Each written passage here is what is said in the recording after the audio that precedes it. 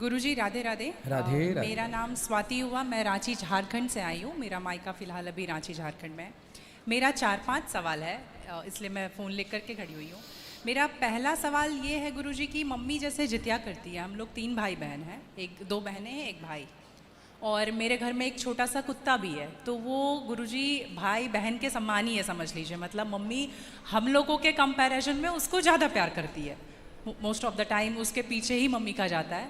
तो जब मम्मी जितिया करती है तो कहते हैं सबको पहनाती हो वो बद्धी जितिया वाला, तो क्या हम उसको भी पहना सकते हैं? क्या पहनाती हैं? वो जितिया जो पहनते हैं ना, अभी जितिया वाला जो पर्व था कुछ दिन पहले। हाँ हाँ, या देखो नहीं पहनाना चाहिए? ये क्या होता है, पहले ये समझाओ, हम अभी समझे नहीं क्या होता है। भाषा मिसमैच हो रही है। मैं बताती हूँ। जैसे पति के लिए तीज किया जाता है, करवा चौथ किया जाता है, ठीक उसी प्रकार से बच्चों के लिए जितिया का पर्व किया जाता है। हमारे यहाँ उसे संतान सप्तमी कहते हैं शायद, मुझे इसका ज्ञान नहीं है। हाँ हाँ, हमारे यहाँ उसको संतान सप्तमी बोलते हैं। ठीक जी, ठीक है, ठीक है। देखो, बच्चों के साथ बच्चों का व्यवहार करो। जीव मात्र से प्रेम करना बुरा नहीं है। सबसे प्रेम करो, सबको रोटी दो, सबको प्यार करो, सबको दुलार करो। प्यार दुलार करने में कोई बुराई नहीं, पर हर चीज की मर्यादाएं हैं। आप जितना प्यार अपने पति से करती हैं, आप उतना प्यार, उस तरह का प्यार पर पुरुष से करेंगे तो ये मर्यादा के खिलाफ है। मतलब प्यार अब कहें कि नहीं जी, जैसा हम अपने पति से करते हैं वैसे तुमसे भी करेंगे, वो अमर्यादित हो जाएगा। उसी तरह हम गाय से जो व्यवहार कर सकते हैं वो कुत्ते से नहीं कर सकते। तो हर चीज की एक मर्यादा है। कुत्ते को देहली के बाहर रखा जाता है, घर के अंदर नहीं। बट वो तो हमेशा घर में ही रहता है। वो आपकी अज्ञानतावश है। तो कुत्ता जहां जहां अपने पांव रख देता है, कुत्ता जहां जहां होता है, वो अशुद्ध हो जाती है जगह। कुत्ता के स्पर्श से अशुद्धि आती है। तो इसलिए कुत्ता को रोटी खिलाने का विधान तो है। कुत्ते को आवश्यकता है तो आप उसकी दवाई भी कराइए, है ना। अनायास उसे छूने का विधान नहीं है। तो फिर गुरुजी उसको घर से बाहर कर दें? बाहर क्या, कुत्ते घर के अंदर रहे कब? आज के जमाने में फैशन का जमाना, तो लग्जरी गाड़ियों में घूम रहे हैं कुत्ते। गाय है आपके घर में? नहीं गुरुजी, उसके लिए इसलिए नहीं पॉसिबल है क्योंकि आप फ्लैट में नहीं रख सकते हैं। आप खुद अगर रेंट पे रहते हैं तो समस्या तो यही है कि आज हम कुत्ते को रखने को पॉसिबल मानते हैं, पर गाय को रखना इम्पॉसिबल मानते हैं। गुरुजी, दिक्कत तो कुत्ते से भी है बहुत लोगों को। लॉजिकली देखा जाए, अगर उसको हम बाहर लेकर के जाते हैं शौच के लिए तो उससे भी दिक्कत है, लेकिन कुत्ते में मैनेज हो जाता है क्योंकि हम बाहर लेके जाते हैं। एक्चुअली कुत्ते में आप लोग मैनेज करना सीख गए हैं। काश गाय के साथ भी मैनेज करना सीख गए होते तो गाय भी मैनेज हो जाती है अभ्यास से। अब कुत्ते के संग रहते रहते अभ्यास हो गया है। गाय भी ना, छोटी सी गाय आती है जो हिमालय तरफ की गाय है ना, वो बहुत छोटी सी होती है। वो गाय यदि आप घर में रखेंगे तो वो आपके बिस्तर में सो सकती है, वो आपके संग खा सकती है। मतलब इतनी छोटी सी होती है, 1 लीटर दूध देती है वो, और इतनी प्यारी गाय होती है, इतनी सुंदर होती है। मतलब पूरे भारत देश की सर्वश्रेष्ठ नस्ल है वो, सबसे सुंदर सर्वश्रेष्ठ गाय। वो गाय सिर्फ कम दूध देती है। मतलब अपनी गौशाला में जितने छोटे छोटे बछड़े हैं ना, छोटे छोटे, मतलब सामान्य गैया का जो बछड़ा 1 महीने में होता है ना, उतनी बड़ी तो वो पूरी गाय होती है। मतलब उसे आप गोद में लेके जा सकते हैं। वो बच्चे की माँ बन गई है, लेकिन उस गाय को आप अपनी गोद में ले सकते हैं, वो भी गाय होती है। तो कुत्ते वालों को उस गाय के साथ मैनेज कर लेना चाहिए। अच्छा, मतलब उस हाइट, मतलब उस गाय की हाइट की ग्रोथ नहीं है, वो गाय की हाइट, वो गाय बहुत छोटी सी होती है, इतनी सी होती है कि आप उसे गोद में ले सकते हैं। आप उसे गोद में लेके पूरे घर में घूम सकते हैं। मतलब इतनी छोटी गाय होती है वो। देखो, भगवान को पता था कलयुग में ऐसा होगा, इसलिए ऑप्शन दे रखा है। आप कुत्ते को गोद में लेके घूमते हैं, पर भगवान ने ऑप्शन दे रखा था, हम लोगों का ध्यान उस तरफ गया नहीं। सही बात। गुरुजी, मेरा दूसरा सवाल ये है कि ये सवाल बेसिकली मेरी बहन के घर वालों का है। चिकन नहीं खाना चाहिए क्योंकि उसमें जान होती है, कोई भी जानवर नहीं खाना चाहिए क्योंकि जान होती है। प्लांट में भी तो जान होती है ना गुरुजी? हाँ होती है। तो फिर हम उसको तोड़ते हैं तो उसको नहीं दर्द होता? ऐसा उनके घर वालों का सवाल है, मेरे माध्यम से। नहीं नहीं, आप ठीक बोला कह गया। रहे हैं। देखो, किसी आप ना गेहूं को चबा जाइए, जी चने को चबा जाइए, दालों को चबा जाइए, तो वो रोती नहीं है, चीखती नहीं है, उसमें रक्त नहीं होता, हड्डी नहीं होती, मांस नहीं होता, वो चीखती नहीं है, चिल्लाती नहीं है ना। पर आप मुर्गी को मारिए तो वो चीखेगी, चिल्लाएगी, भागेगी, खून है, हड्डी है, मांस है ना। एक्चुअली सिद्धांत है ना। देखो, इतने सारे मर्द हैं, लेकिन इतने सारे मर्दों में एक मर्द ऐसा है जो आपका हाथ पकड़ के रह सकता है, आपका हाथ पकड़ के घूम सकता है, कोई कुछ नहीं बोल सकता, क्योंकि वो आपका पति है ना। समाज ने आपको इजाजत दे दी, जी आपकी मांग भर गई, मंगलसूत्र आ गया, अब समाज ने स्वीकार कर लिया कि ये मर्द, ये पुरुष अब आपका पति है। अब आपको दूसरे पुरुषों के साथ देखा गया तो आप अच्छे नहीं माने जाएंगे। तो जैसे समाज ने एक पुरुष के संग, एक स्त्री के संग इजाजत दे दी, शास्त्र ने इजाजत दे दी कि आप इसके साथ रह सकते, ये लीगल है, उसी तरह आपको गेहूं, चावल, अंकुरित अनाज चीजें, दाल, चावल, सब्जी, रोटी खाना लीगल, वेद ने आज्ञा दे दी, ये खा सकते हैं। मांस के लिए आज्ञा नहीं दी। पतिव्रता नारी पराये मर्द के संग, पराये पुरुष के संग घूमेगी तो समाज उसे ठीक नहीं कहेगी। उसी तरह हमें शास्त्र आज्ञा करते हैं कि हमारे ठाकुर जी, हमारे राम फल खाते हैं, हमारे राम फल खाते हैं, दाल, चावल, साग, सब्जी, बादाम, काजू ये खाते हैं। तो हमारे राम, हमारे कृष्ण खाए, मतलब वेद ने आज्ञा दे दी कि आप ये खा सकते हैं, ये खाने का पदार्थ है। मांस शेर के लिए है, बिल्ली के लिए है, कुत्ता के लिए है। क्या आप कुत्ता हैं? क्या आप बिल्ली हैं? क्या आप शेर हैं? क्या आप चीता हैं? नहीं। फिर जब हम मनुष्य हैं तो मनुष्यवत व्यवहार करें जी। हम वो ना खाएं जो हमारे लिए नहीं है। अब मांस खाने वाले जानवर ना, आप गौर से देखिएगा, मांस खाने वाले जितने जानवर होते हैं, कुत्ता, बिल्ली, चीता, शेर, सब जीभ से चाट चाट के पानी पीते हैं। जी। आपने कुत्ते को पानी पीते देखा हो, जीभ से पीते। लेकिन आप कैसे पानी पीते हैं? मुंह लगा होंठों से करके, पीते हैं, होंठों मुंह से से पीते हैं। गाय कैसे पानी पीती है? मुंह से, जैसे हम लोग पीते, कुत्ता चाट के, बिल्ली चाट के। मतलब शाकाहारी जानवर और मांसाहारी जानवर दोनों ईश्वर ने बनाए हैं। गाय को आप मांस परोसिए, नहीं खाएगी, नहीं खाएंगे। वो बकरी को मांस परोसिए नहीं खाएगी, भैंस को मांस परोसिए नहीं खाएगी। जब जानवर जानवर होके अपने धर्म में अड़े हैं, तो हम इंसान क्यों अपना धर्म छोड़ रहे हैं? अब जो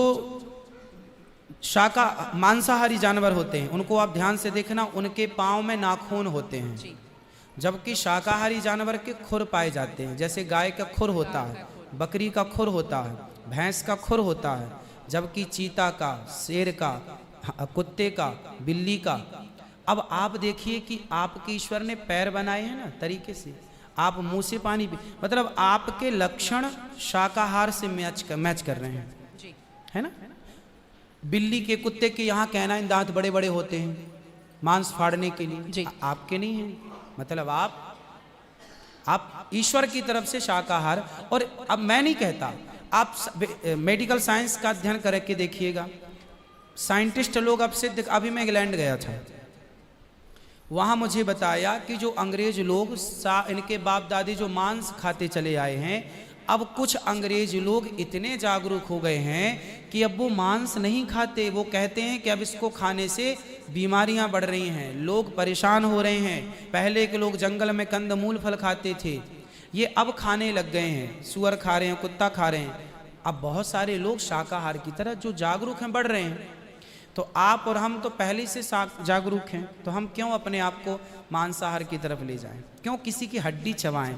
बताइए, हमारे यहाँ मुर्दे को छूने से लोग नहाते हैं, कितनी दुर्गंध है। अब देखो, आप गेहूं, आप पालक काटो, गोभी काटो, है ना, मूली काटो, गाजर काटो, दाल पकाओ, कोई दुर्गंध आती है आपकी रसोई में? नहीं। लेकिन आप मुर्गी पकाओ, मुर्गी काटो, बिल्कुल वो बदबू से भर जाएगा। मतलब आपकी नाक भी आपको गवाह देने लग जाएगी, भाई बस कर, है ना। तो शरीर एक्सेप्ट नहीं करता, आप जबरदस्ती खिला रहे। गुरुजी, मेरा तीसरा प्रश्न ये है कि जैसे हम लोग एकादशी करते हैं और किसी दिन अगर हम बाहर रहते हैं और उस दिन एकादशी है, फॉर एग्जांपल हम आउट ऑफ स्टेशन है और उस दिन ख्याल नहीं कि एकादशी है, तो अगर हम बाहर चावल खा लेते हैं या लहसुन प्याज खा लेते हैं तो क्या वो ब्रेक हो जाता है पर्टिकुलर एकादशी उस दिन का, या पूरा कंटिन्यूड रहता है जो 108 हम कर रहे हैं? कंटिन्यू कैसे रहेगा? वो पर्टिकुलर वाला कैंसिल होता है ना जिस दिन हम खा लिए बाहर। हाँ, आपने जो खा लिया वो एकादशी भंग हो गई जी, और पीछे से जो हम कंटिन्यू जो करते आए हैं वो तो जो किया वो मिलेगा, जो आगे करेंगे वो मिलेगा। पर हमें इस बात का ध्यान रखना चाहिए। यदि आपने एक बार खा लिया, एकादशी के दिन कोई ने धोखे से कुछ खा लिया, चावल खा लिया, रोटी खा ली, बिस्किट खा लिया, तो भगवान से क्षमा मांगनी चाहिए, प्रभु अज्ञानवश हुआ, हमें क्षमा कीजिए। और फिर उतने को ही फलाहार मान लेना चाहिए, फिर कुछ नहीं खाना चाहिए। जैसे आज आपने धोखे से चावल खाया, आपने खाया ही एक कौर, तभी याद आया आज तो एकादशी। अब आप बोलेंगे नहीं, हे प्रभु अपराध हुआ, क्षमा, भगवान का नाम जप करो और उसको ही अब मान लो कि अब मेरा पारण हो गया, अब फिर मैं कुछ नहीं खाऊं, तो फिर वो पूरी एकादशी मान ली जाएगी। गुरुजी, मेरा चौथा सवाल ये है कि आप कहते हैं दारू पीना पाप है, चिकन खाना पाप है क्योंकि उसमें जान है। दारू में ऐसी कौन सी चीज मिली होती है कि उसको पीने से पाप हो जाता? अगर आप पी के कुछ गलत कर रहे हैं तो फिर गलत है लॉजिकली, तो फिर पाप क्यों? और अगर दारू में नशा चुकी होता है, अगर वो पाप है, तो फिर तो पुड़िया खाना, सिगरेट पीना, सारी चीजें पाप में आ जाएंगी। पाप अलग विषय है, अभी मैं समझा देता हूँ आपको। जब हमारा देश गुलाम था जी, तो एक अंग्रेज ने एक पंडित जी की कनपटी पे बंदूक रखी और अंग्रेज ने कहा, ये पंडित जी यहाँ हो, तुम बड़े पुजारी हो? हाँ पुजारी। हिंदू हो? हाँ। आज मैं तुम्हें गोली मारूंगा। पंडित जी बोले, क्यों मारोगे? बोले, आज 4 चीजें तुम्हारे सामने हैं। अंग्रेज ने 4 चीजें पंडित जी के सामने रखी। पहले, पराई स्त्री लाके रख दी, तुझे आज इसके संग रहना है। दूसरा, मांस रख दी, आज तुझे मांस खाना है। और तीसरा, ढेर सारा सोना रख दिया। इतना सोना तो रोज भीख मांगता है ना, ले जा सोना। और चौथी, दारू रख दी, शराब। इन 4 में एक चीज तुझे लेनी पड़ेगी, नहीं लेगा तो गोली मारूंगा। बोल क्या लेता है? पंडित जी बोले, पराई औरत तो मैं नहीं देख सकता, मार दो गोली मुझे, पर मैं पराई स्त्री के, मेरी माँ बहन, मेरे संस्कार ऐसे हैं कि ये मेरी माँ बहन और बेटी है, ये मैं मर जाऊंगा पर चरित्र में दाग नहीं लगने दूंगा, तो ये स्त्री तो मैं नहीं ले सकता। अब मांस भी मेरे धर्म के खिलाफ है, आप गोली मार दो, मैं ब्राह्मण हूँ, मैं मर जाऊंगा पर ये धर्म नहीं छोड़ूंगा। और रहा ये सोना भी नहीं लूंगा, क्योंकि मैं भीख इसलिए बेईमानी करता तो भीख क्यों मांगता? मैं ईमानदारी से भीख मांग के खा सकता हूँ, बेईमानी का करोड़ों नहीं ले सकता, इसलिए सोना भी नहीं लूंगा। हाँ, पंडित जी को लगा ये तो पानी है, दारू शराब, उनको दारू पानी लगा, ये तो पानी है। पंडित जी को बेचारों को पता नहीं था कि दारू का क्या मजा है। अब उनको लगा ये पानी है, पिएंगे निकल जाएगी। पानी समझ के पंडित जी ने बोला कि चलो, गोली कनपटी में बंदूक रखा है, चलो पी लेते हैं, अभी निकल जाएगी शाम तक। पंडित जी ने दारू पी, और जब दारू पी ली तो दारू जब पी तो नशा चढ़ा, और जब नशा शराब का जब नशा चढ़ता है तो इंसान नहीं रह जाता। जैसे स्त्रियों को, जिसको ऑपरेशन होता है ना जी, तो रीढ़ की हड्डी में डॉक्टर एक इंजेक्शन लगाते हैं स्पाइनल में, जिससे शून्य हो जाती है। वो अंग क्या हो जाता है? कोई भी ऑपरेशन में डॉक्टर आपको शून्य कर देता है। उसी तरह शराब आपके मस्तिष्क को, आपके सोचने विचारने की क्षमता को शून्य कर देती है, माइंड को शून्य कर देती है। आप ये निर्णय नहीं ले पाते कि क्या सही है और क्या गलत है। अब पंडित जी जब नशे में झूमने लगे तो वो उस स्त्री को छेड़ने लग गए, ए यहाँ जा, नशे में। तो यही तो प्रश्न था मेरा गुरुजी कि वो नशे में ऐसा कर रहे हैं तो गलत है। अगर जो बोलते हैं हम जेंटलमैन पैक पीते हैं, हम 2 पैक पीते हैं या 3 पीते हैं। अच्छा ये बताओ, नशे में करने लगे तो गए, वो नशा आया कहाँ से? शराब जहां पीने से आया वही तो गलत है। नहीं, तो गुरुजी- सारे फसाद की जड़ तो वही है। गुरुजी जब ज्यादा पी ले रहे हैं तो ऐसा हो रहा है, जो कम पी रहे हैं और ये कह रहे हैं कि कम पीने से ऐसा नहीं होता, आप ज्यादा कुछ भी हमारे यहाँ करोगे तो 5 महापाप गिनाए हैं शास्त्रों ने। जी 5 महापाप, उनमें से एक शराब है। शराब है, हाँ। शराब को महापाप इसलिए कहा गया है, ये बुद्धि भ्रष्ट, शराब पीने वाली की बुद्धि सात्विक नहीं हो सकती। आप शराब पीजिए, आप शराब पीने वाला व्यक्ति आध्यात्मिक नहीं हो सकता।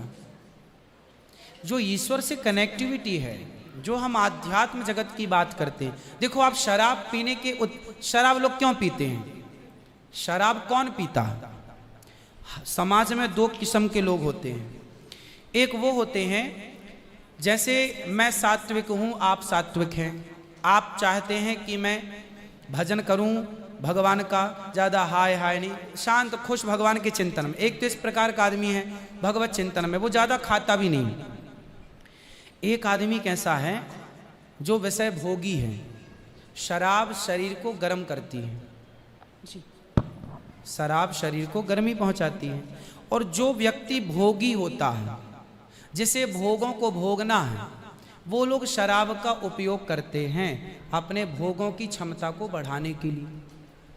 अब जिसे भोग भोगना है वो तो अपनी क्षमता भोगों की बढ़ाए और शराब पिए, परंतु जिसे भगवत प्राप्ति करना हो, ईश्वर से नेह करना हो, मन लगाना हो, संत लोग 1 टाइम भोजन करते हैं, 2 टाइम नहीं खाते। बोले शरीर को केवल जिंदा रखना है, ज्यादा खिलाएंगे तो शरीर फिर हानिकारक है, मन भटकेगा। इसलिए यदि आपके अंदर ईश्वर की प्राप्ति की साधना है तो आपका आहार विहार शुद्ध अपने आप हो जाएगा। और मन में यदि कामना है तो फिर लोग तो चरस भी पीते हैं, अफीम भी लेते हैं। ये सब चरस अफीम क्या करती हैं? शरीर को उत्तेजित करती हैं। ये सब शरीर को उत्तेजित करने वाले पदार्थ हैं। तो बाकी जितने भी नशा वाली चीज हैं, हाँ। गुटखा, खैनी, दारू जो भी हैं, ये सारे फिर उतने ही इक्विवेलेंटली सब नुकसानदायक है। खैनी से कैंसर होता है, सिगरेट से लंग्स खराब होते हैं। गुल से क्या होता है गुरुजी? किससे? गुल जो करते हैं, गुल क्या होता वो है? पाउडर एक होता है ना? नहीं वो मैं जानता नहीं। चरस अफीम क्या कहते हैं? क्या है बट? ड्रग्स? नहीं वो ड्रग्स नहीं होता, डब्बे में आता है गुल। नहीं, वो गांव के लोग को मैंने देखा करते हुए। हाँ, तंबाकू चूना? नहीं वो मैं उसके बारे में पहली बार सुन रहा हूँ, अब रिसर्च करना पड़ेगा वो चीज क्या है। मतलब कुछ भी नशीला पदार्थ देखो गलत तो गलत है, सब गलत है। सब गलत। शराब कौन सी सही है? सिगरेट कोई पिए तो कौन सा समझदार है? आप खैनी खाएं, गुटखा खाएं, अब कौन सही? इसे कौन कहे? मूर्ख ही सही कहेगा, खाने वाला ही सही कह सकता है। तो मतलब सब इक्वली उतना ही पाप है। पाप पुण्य अलग विषय हो गया। नहीं गुरुजी, आप कहते हैं कि शराब को पाप माना गया है, बाकी ये चीजों सारी को- चीज पाप के अंतर्गत है। अब सेहत खराब हो ही जाएगी। शराब के नशे को पाप माना गया है, बाकी चीजें गलत हैं। ठीक है। महापाप में शराब को लिया गया है, बाकी चीजों को गलत। सही कैसे हो सकती है खैनी और सिगरेट और बाकी चीजें? महापाप में शराब को गिना। देखो एक होता है महापाप, एक होता है पाप। जी। महापाप 5 प्रकार के हैं, पाप अनेक प्रकार के हैं। तो पाप है, गलत है, ये सब चीजें गलत हैं। शराब महापाप है। आगे ठीक है गुरुजी, मेरा लास्ट प्रश्न आपके माध्यम से ये बुलवाना है। बहुत सारे लोग खच्चर पर जाते हैं केदारनाथ, और वैष्णो देवी भी जाते हैं खच्चर पे। अगर आप देख रहे हैं तो अभी रिसेंट का वीडियोस देखे होंगे, तो उनको चरस पिला करके लेकर के लोग जा रहे हैं। किसको? खच्चर को जी। एक नाक बंद करके एक नाक से पिला रहे हैं, और आपको यहाँ पे बहुत सारे लोग एडमायर करते हैं, इवन 11 मिलियन लोग एडमायर करते हैं। अगर आप ये बोल देंगे कि आप धाम जाते हो तो जाओ, लेकिन पैदल जाओ, इनका प्रयोग मत करो, तो मेरे लिए बहुत अच्छा होगा, क्योंकि हम बहुत ज़्यादा ही एनिमल लवर हैं। तो ये देख करके लगा था मुझे कि कभी आऊंगी यहाँ तो आपके माध्यम से इसलिए जरूर पहले एक बार- के लोग जब तीर्थ यात्रा पर वहाँ केदारनाथ बद्रीनाथ पैदल जाते थे, जी। तो इस उद्देश्य से जाते थे कि अब वापस नहीं आना। पहले के लोग जाते थे इस उद्देश्य से कि अब वापस नहीं आना, वहीं भगवत धाम में चले जाएंगे। आजकल इसलिए आज के ज़माने में तीर्थ इत्यादि जवानी में ही कर लो। माँ बाप को समय है, पाँव हाथ चल रहे हैं तो करा दो, भजन करो मस्त जवानी में, बुढ़ापा किसने देखा। तो समय से सब कर लो, बुढ़ापे में फिर तो खच्चर ही बचेगा। तो बुढ़ापे जो देखो बूढ़े लोग हैं जो नहीं चल पा रहे हैं पर आस्था है दर्शन की, तो वो अपने हिसाब से जाते हैं। नहीं तो गुरुजी हेलीकॉप्टर भी तो है ना। हाँ हेलीकॉप्टर का बजट सबका नहीं होता, हेलीकॉप्टर से सब नहीं जा सकते ना, उसकी टिकट ही महंगी है, 25-50 हज़ार रुपये लगता है, लाख रुपए भी लगता होगा, भगवान जाने, मुझे नहीं पता कितना लगता है। अब सामान्य आदमी कहाँ वो 50 हज़ार की टिकट कटाएगा, वो तो 1000-2000 दे के जाना चाहेगा। तो सबके अपने अपने बजट हैं, पर ये कोशिश करो कि हम अपने पाँव पर चलें, हम किसी पर बोझ ना बने। ये सही है कि हम किसी जीव को परेशान ना करें। यदि वो गधा वधा जो भी है खच्चर, वो यदि स्वस्थ है, क्योंकि हमारे यहाँ राजाओं के ज़माने में घोड़ों पर ही सवारियाँ होती थी, रथ घोड़ों के द्वारा ही चलाए जाते थे, तो उन घोड़ों का ध्यान भी रखा जाता था। पंच परमेश्वर कहानी है, जुम्मन से खलगू चौधरी, उसमें एक इक्का गाड़ी की भी कहानी है ना। तो उसमें बैल के द्वारा इक्का गाड़ी चलाई गई, उसका जिक्र है। तो हमारे यहाँ पहले ना जैसे किसान खेत में जोताई करते थे, जुताई तो बैलों से होती थी, तो बैलों को ना दिन भर जुताई में रखते थे और रात भर उनको चराते थे। रात भर वो अच्छा घास खाएं, दिन भर उनको जब भी गर्मी पड़े 2 घंटे का रेस्ट, 2 घंटे छोड़ दें, वो चर लें, वो पानी पी लें, मतलब उनका प्रॉपर ख्याल रखा जाता था। आज कुछ लोग क्या है, पैसे कमाने के लिए उनका ख्याल तो रखते नहीं हैं, और वो पैसे लेने के चक्कर में ना उसको भरपेट खिलाते हैं, ना उसका पानी का ध्यान, ना खाने का ध्यान, तो वो कमजोर हो जाता है, मर जाता है कई बार। वही प्रॉब्लम है गुरुजी, वो 5-5 बार चढ़ाते हैं और आने के टाइम पे पूरा पाँव टूट जैसा जाता है और फिर उसका ध्यान नहीं रखते। उसकी खिलाई पिलाई हो, और एक समय होता है, यदि जवान है तो उसको उपयोग में लिया जाए, बूढ़ा है तो उसको रिटायर कर दिया जाए। अब बूढ़े गधे के ऊपर भी लोगों को बिठा कर ले जाएंगे, तो एक हर व्यक्ति जानवर हो या इंसान हो, हर चीज़ की क्षमता होती है। जवानी सबके साथ होती है और बुढ़ापा भी सबके साथ होता है। तो उन लोगों को भी इस बात का ख्याल रखना चाहिए। आप लोग भी अपने पाँव पर चलने की कोशिश करें, और कुल मिला के जीव पर कोई भी भार ना बने, जीव मात्र को हम परेशान